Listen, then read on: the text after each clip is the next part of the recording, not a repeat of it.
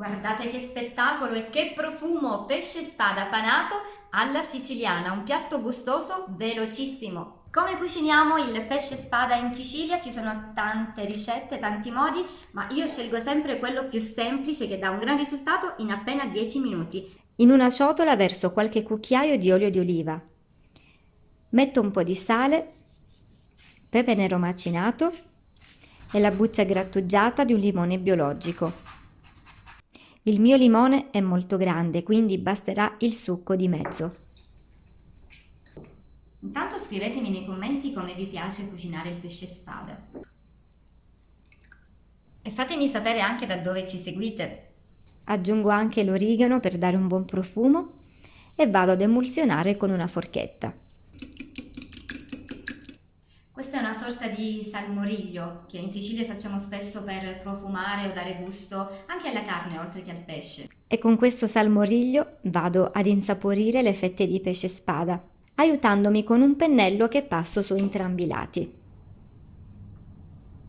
Lascio riposare così e nel frattempo penso alla panatura.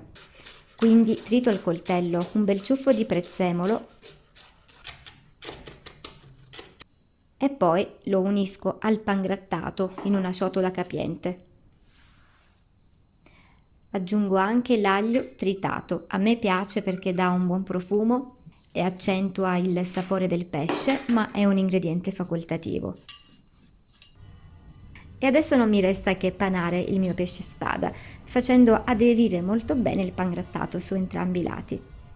Ultimo passaggio, la cottura. Questa mi piace perché lo rende molto leggero, non unto e gli dà una crosticina davvero croccante. Si può scegliere una piastra, io mi trovo bene con la padella.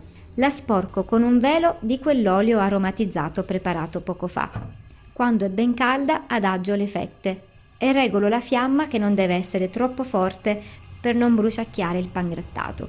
Il pesce spada, che nel mio caso è anche abbastanza spesso, ha bisogno di qualche minuto per cuocere bene. Questo lo lascio circa 5 minuti per lato. Deve diventare ben dorato e croccante. Lo giro delicatamente per non rompere la fetta e completo la cottura anche dall'altro lato. Il profumino è già invitante, ma c'è ancora una cosa che può rendere questa pietanza davvero irresistibile. Ultimo tocco, lascio cadere sul mio pesce ancora un po' di salmoriglio. Così ogni boccone sarà croccante ma umido al tempo stesso, ma soprattutto profumatissimo. Un'insalata verde è proprio l'accostamento perfetto. Cosa ne pensate, amici?